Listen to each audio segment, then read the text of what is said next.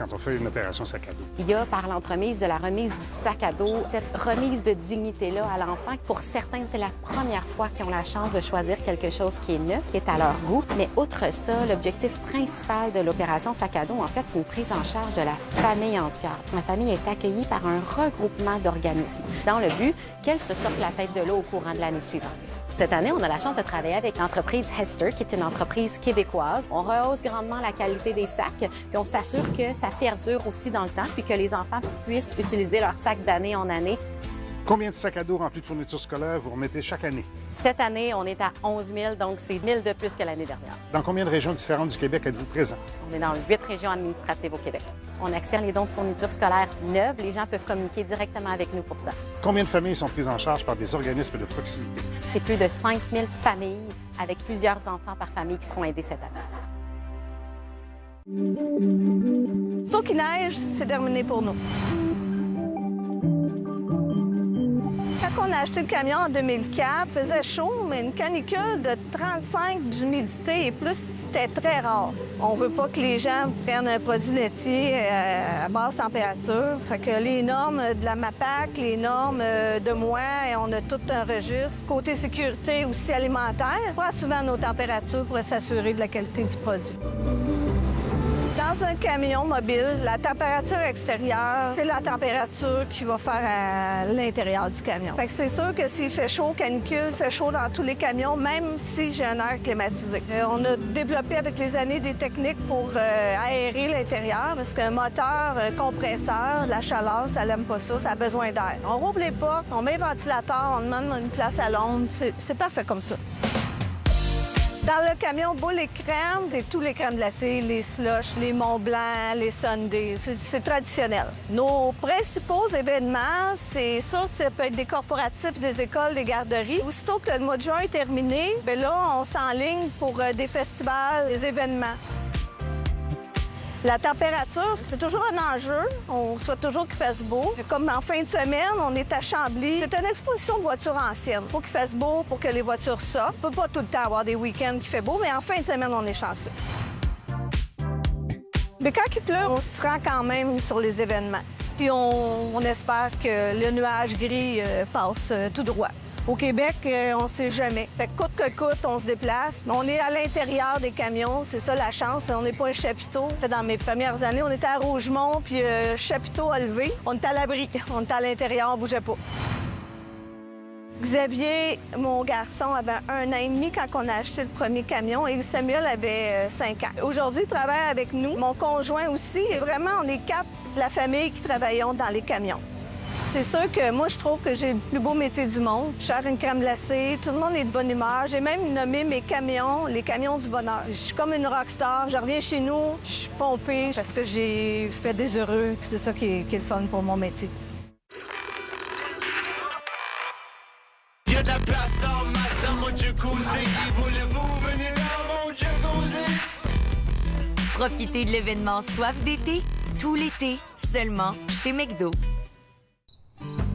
Entre certaines communautés cris, la constellation nommée la Ceinture d'Orion, parmi la culture occidentale, est surnommée les Trois Chefs.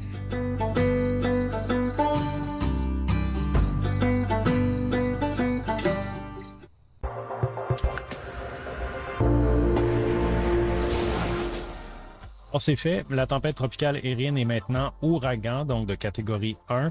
En fin d'après-midi, on parlait de vent de 120 km/h avec un mouvement quand même assez rapide vers l'ouest-nord-ouest, une trentaine de km/h. Donc, l'ouragan passerait juste au nord des Petites-Antilles en s'intensifiant encore, possiblement jusqu'à la catégorie 4 en s'approchant donc des Bahamas. Par contre, la trajectoire devrait bifurquer vers le nord avant d'arriver sur la côte de la Floride, entre autres, et de l'est des États-Unis. Donc, ce serait surtout une situation de vague là, pour les terres avoisinantes, entre autres du côté de Porto Rico, la République dominicaine, la Floride, la côte est américaine. Et en remontant vers le Canada, la situation là, pourrait être également là, à surveiller pour ce qui est de l'est du Canada, entre autres la Nouvelle-Écosse et Terre-Neuve, qui pourrait voir le passage de ce système-là vers le 22 août.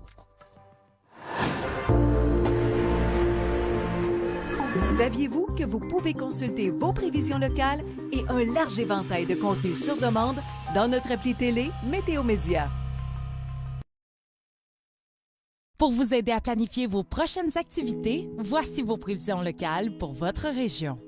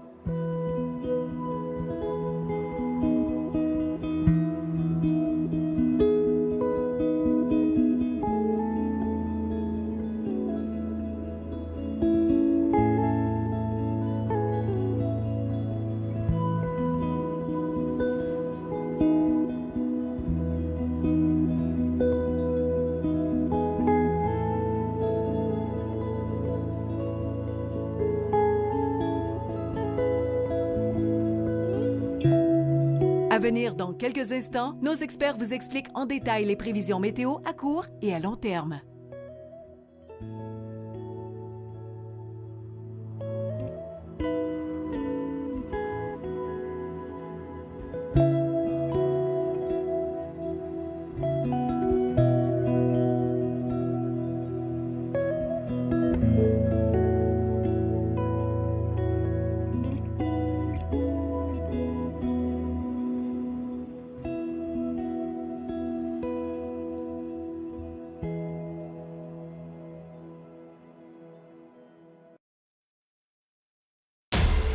Pluie forte, vent et orage au Québec.